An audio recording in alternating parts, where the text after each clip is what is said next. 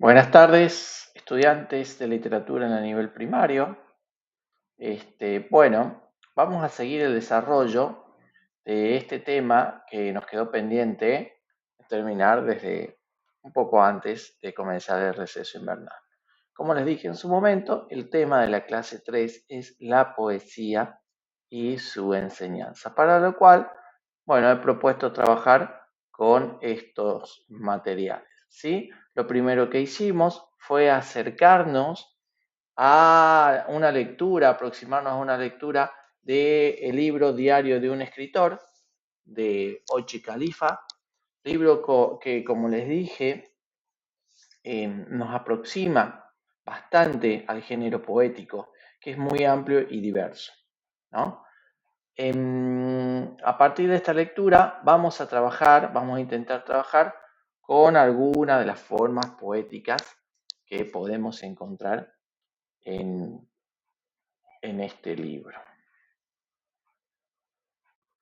A través de esta actividad virtual nos vamos a detener en algunas de las ideas o conceptos en torno a la poesía que aparecen a lo largo del diario, ¿sí?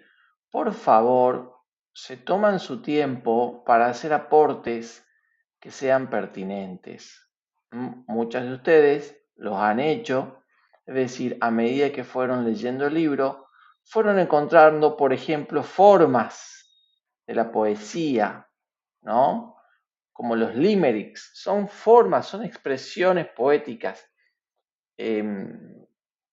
como especies de poemas, ¿no? Así como, bueno, yo me detuve un poco en los villancicos, que es una forma de la poesía tradicional que tiene muchos años y que tiene una estructura regular y una rima, como lo vimos en clase. Hay otras formas, diversas formas de la poesía que aparecen en los intentos de escritura de este personaje.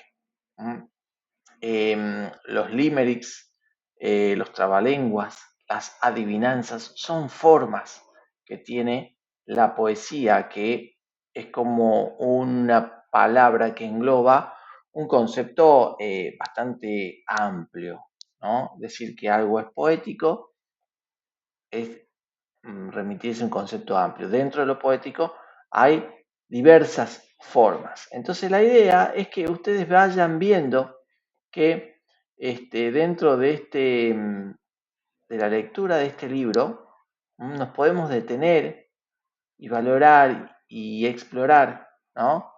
Distintas posibilidades de lo poético. Entonces la idea es que ustedes, cuando encuentren alguna forma que les parezca interesante, puedan investigar sobre ella y hacer su aporte en este Padlet, como lo han hecho algunas compañeras.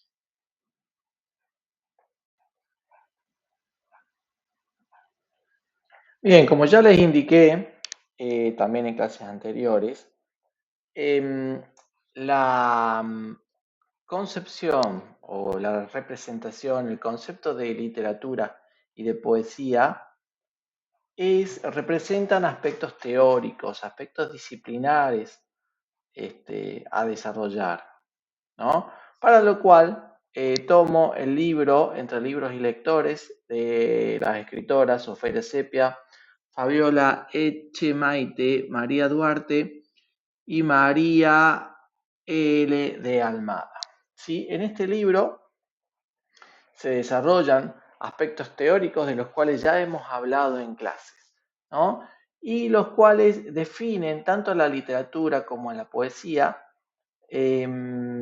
como expresiones de la cultura que dependen del lector.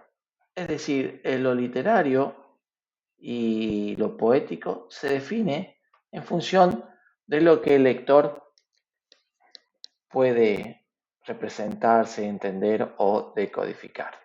Bien, no hay un concepto de literatura ni de poesía preestablecido, sino que hay sectores de la cultura y momentos de la historia que entienden que lo poético se define de un modo o está en determinada práctica, lo poético y lo literario. Por supuesto que hay factores o instituciones de la cultura que modelizan tanto el discurso literario como el poético, pero al fin y al cabo es muy relativo decir qué es literatura y qué es poesía.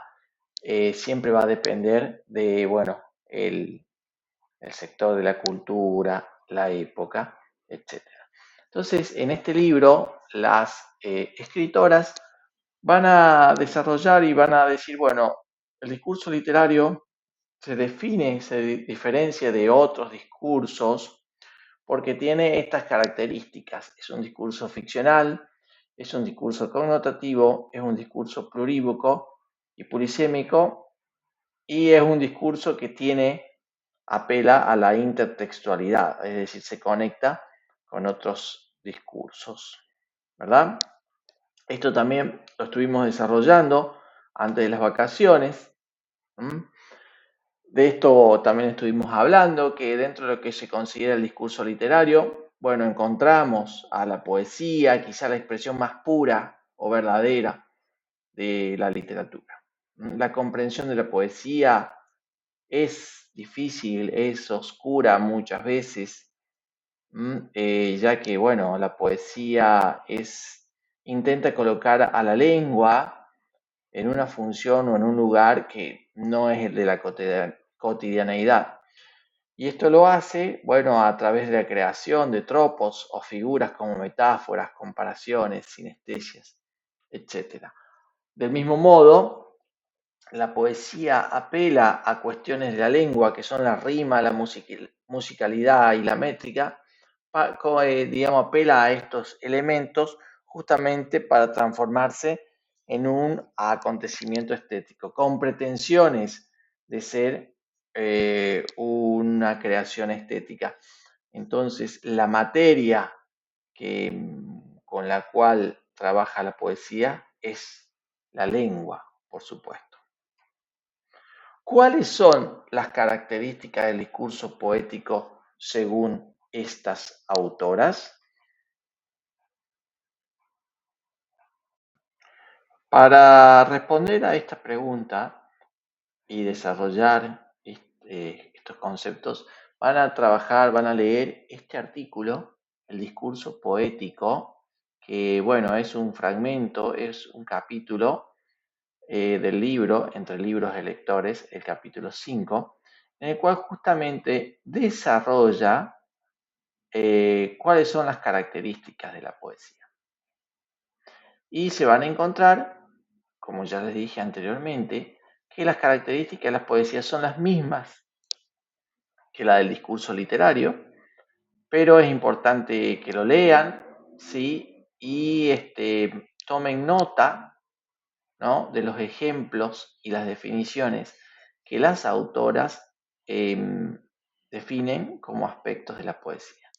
También van a desarrollar estas autoras cuáles son los componentes, ¿no?, que tiene la poesía, componentes semánticos, sonoros y gráficos. Entonces, con este artículo vamos a profundizar teóricamente en las definiciones del discurso poético. Es muy importante que lo hagan, lo lean y tomen nota de cada uno de estos aspectos para poder desarrollar la siguiente actividad virtual.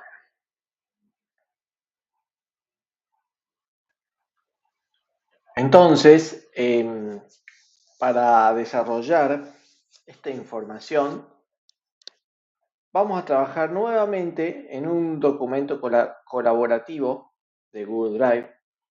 La idea es que cada una de ustedes vaya haciendo su aporte sobre las características del discurso, del discurso poético. Es decir, alguna de ustedes comenzará por la primera característica del discurso poético. Si mal no recuerdo, es el concepto de ficción, es un discurso ficticio. Entonces, ¿qué significa esto de que sea un discurso ficticio? Va a ser como la estudiante que quiera avanzar sobre esto, tiene que hacer como una síntesis, una reelaboración en lo posible, de lo que dice Ofelia Sepia en el capítulo 5. En la medida de lo posible, insisto, traten de reelaborar y no de copiar y pegar. Y luego al final ponen su nombre y apellido. La próxima que quiera participar en el documento seguirá con la característica que se desarrolla a continuación y así hasta completar la información sobre las características del discurso poético. Como este año son varias, seguramente va a haber gente que cuando quiera aportar algo no lo va a poder hacer porque quizás ya las compañeras hayan desarrollado todo. No hay problema, recuerden que esta actividad es virtual, no es una instancia evaluativa, pero sí nos va a servir, obviamente, para el trabajo práctico evaluativo. De manera tal que mientras más completo esté y más claro esté este documento, seguramente mejor van a poder trabajar en la instancia evaluativa. Muy bien, eso sería todo entonces en esta clase que como les dije, tenemos que aprovechar el trabajo virtual porque el trabajo presencial por estos 2 meses, es decir, por agosto y septiembre, va a ser muy acotado. Ok, nos vemos el próximo lunes. Cuando salgan de la práctica, traten de llegar a clase, así acordamos cómo seguir trabajando hacia adelante.